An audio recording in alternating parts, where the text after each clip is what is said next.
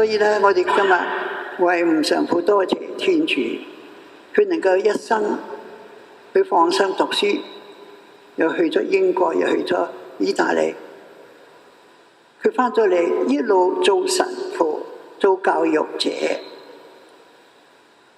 呢度佢都服務過啊。咁啊，天主俾佢幾乎活到95年啊，爭幾日，今晚啱啱係佢生日啊！咁啊，所以咧，我哋為佢感謝天主。天主對人類有一個好奇妙嘅計劃。佢點解做咗個人出嚟咧？佢就係想有人分享佢嘅喜樂。其實好麻煩㗎喎，因為呢個人咧有時都唔聽佢話㗎。因為天主唔想我哋好似機器人上咗鏈就聽佢話㗎啦，唔係喎，要我哋甘心情願聽佢話㗎。咁你話聽佢話咪先要聽到聲音啊嘛？冇錯，人人有聲音聽到啊，每人嘅良心啊。當然啦，尤其咧耶穌降生成人啦，更加帶我哋行天堂嘅路。我哋就照天主要我哋行嗰條路去行，係每人自己嘅生活環境裏邊，時時睇住啊，天堂先係我哋嘅屋企。我哋咁樣做人咧，又應該有愛心，又應該好開心。咁使啲人哋見到都知道我哋係教友啦，佢哋都會諗下嘅喎啊！呢啲人啊，好似好特別喎，有時睇佢哋都幾辛苦係咪？但係咧，時時咁開心喎啊！喺艱難之中又忘記自己，你幫人哋喎啊！咁樣咧，呢個世界如果人人都接受天主嘅恩寵咁諗咧，呢個世界會好好多，變成一個大家庭啊！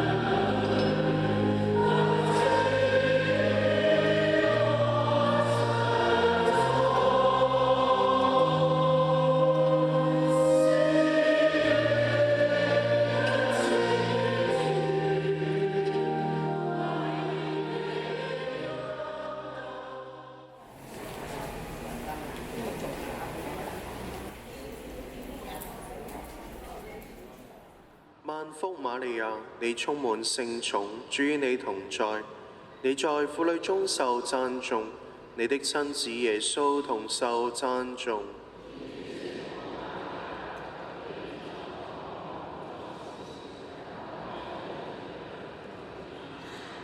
萬福瑪利亞，你充滿聖寵，主與你同在，你在婦女中受讚頌，你的親子耶穌同受讚頌。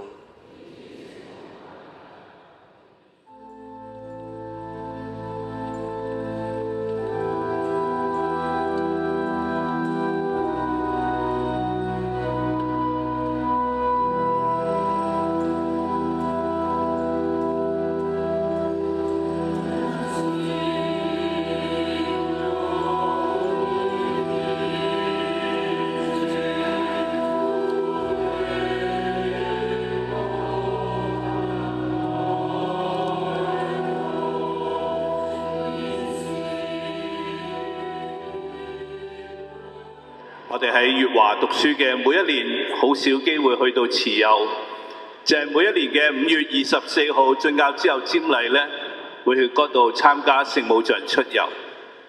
喺呢個時候就見到一位年輕嘅神父啊，着住件白袍喺度，但係吳神父好嚴肅，俾我嘅感覺，因為當時好少認識佢。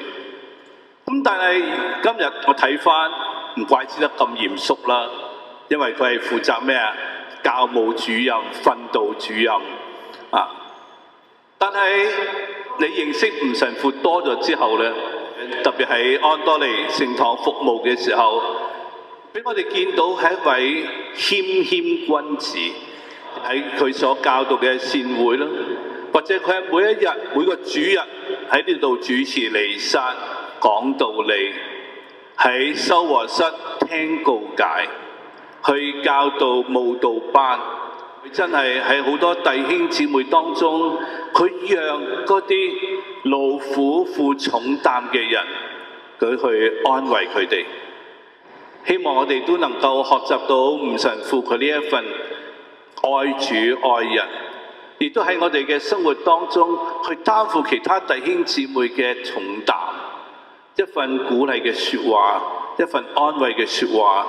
我諗讓我哋都能夠學到耶穌所講嘅，你哋要跟我學習，因為我係良善心謙。